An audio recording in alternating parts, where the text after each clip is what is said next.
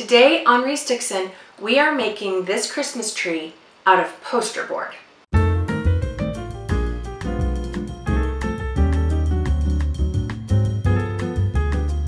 Hi everybody, it's Teresa with Restixin.com. Today in our Christmas extravaganza, we're going to be making some decorations. These little trees we'll be making are perfect for any spot in your home that needs a little bling, but it's also fantastic for gifts. I think everyone will love these. To start off, you'll need a piece of poster board. And what I did was cut this in half, and then I drew another line down the center of that. So here's that poster board cut in half, and I've got a line going down the center of it, but we're not going to cut all the way through that. I'm going to use my X-Acto knife to just cut through the first layer of paper, so not all the way through. We're just going to kind of score it because that will be where we bend the poster board. So just through that first layer, and that will be plenty. With that line scored, now we can make the shape of our branch. So I'm going to take my ruler and line it up with that scored line on the top and that outer corner on the bottom. And I'm going to cut my piece right along that line. And I'll do the same on the other side. Like, there we go. Like that. Okay, that's the line I'm cutting. So now you have this triangle shape with this scored line down the middle. So this scored line is going to be the point that we bend. So it's going to be that outer line of the branches, which means that this line is going to be in the center of the tree, so it should be what is straight vertical. But you can see if we have it pointed straight up and down, this bottom will not be flat. So we have to make the bottom able for it to stand.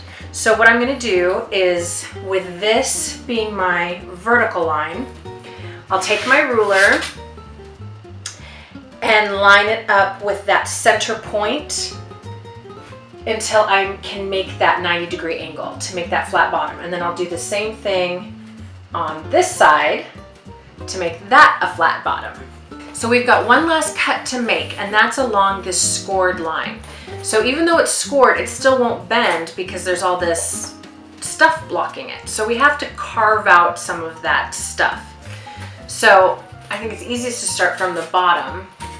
You take your X-Acto knife and just kind of angle it so that you'll be coming in at it like, well, this is hard to do from this angle, but I want you to be able to see.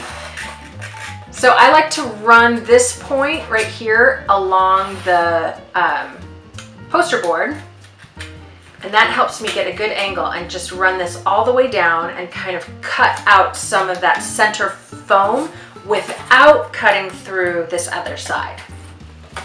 This is now all my cutting done, now that I've got this center carved out. And you can see I did like a full finger width because I want to be able to have lots of room to fold this up pretty tight.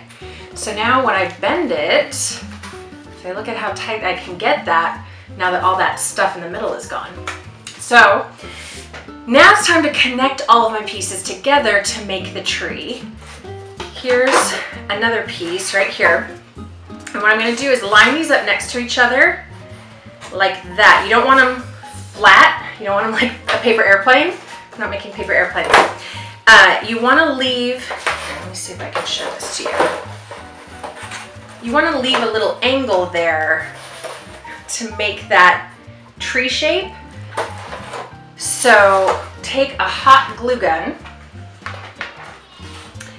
and kind of get that angle the way you want it, and then just do a little hot glue right at the top, and then let that sit for just a second. Then you won't have to wrestle with it so much as you're getting it to line up all down the line.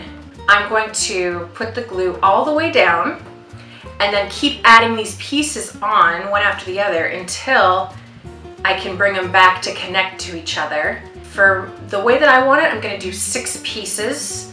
Depending on the angle of your branches, you can make changes there easily, but I'm going to go with 6 and then glue these all together to make my tree shape. all of my branches are glued together except the last one.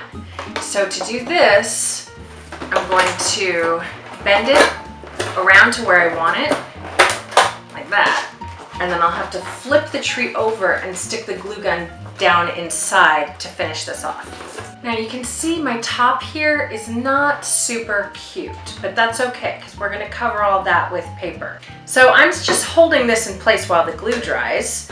In the meantime, I got out some glittered cardstock I'd been saving for just such an occasion, and a punch. And I have started punching these little tiny hexagons, pentagrams, whatever these things are, these little tiny shapes. And this is what's going to decorate our tree. I'm basically going to tile this by just sticking these little shapes over and over and over again. So this is a great, you know, watching Christmas movies kind of activity. And again, I would really recommend getting a punch because you don't want to have to be cutting these shapes out by hand. You're going to need a lot of them. You can make them bigger, but up at the top you'll still need, you know, something to cover that space. And then we'll cover the tippy top with a little cone so that all of this ugliness can be hidden. Okay, so I've got my work cut out for me. I've got some tiling to do with all of these little paper pieces, but you'll see it'll really start to look gorgeous, especially if you pick a specialty paper that already has a special little bling to it. This is a great time to break out some of those papers that were so beautiful you couldn't help but buy but don't really know how to use. This is how to use them. It took me a little time because I not only made my tree fairly large, but I made my little branches itsy bitsy. So if you want to speed this process up, I'd say you could start by making your tree thinner. So instead of dividing the big poster board in half and then in half again, maybe you could divide it into half, like thirds and then half or something like that. And then also use a punch or a cutout that is larger than your thumbnail. And that will make it way simpler for you than it was for me. But it's done. So now I have to cover up all of this ugliness. So what I've got here is another piece of the same kind of paper that I used for my cutouts. And I just started by tracing a circle. And then I kind of held it up here, and I've already cut it, you know, like a Pac-Man. But I think I'll end up cutting it further because let me show you on this side here. Okay, so as I kind of wrap it around, you can see how much extra there's there. So I'm going to trim that again, but then I'm just going to kind of tuck it into the little branches and glue that down. So with that glued in place, now comes a really fun part. I'm going to take my white glue and just start dribbling it all down the tree. I want big globs. This is going to be my snow. Since the glue will dry clear, the glue alone is not going to be enough. So I'm going to top all of these little dribbles with a whole mess of white glitter. And I've got this, just in case you can't quite see, I've got this on a piece of parchment paper to collect all my glitter, but anything will work. Copy paper, newspaper, anything that will just kind of help you corral the glittery mess.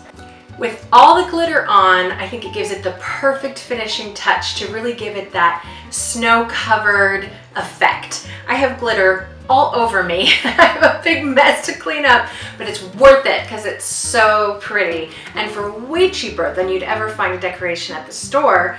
So I hope that this was inspiring for you, that you'll try your hand at making some decorations of your own this year. If you have any questions, just leave them below and I'll do my very best to help you out. Please subscribe to the channel and help me spread the word if you like any of these videos. And we'll see you next time. Bye-bye, everybody.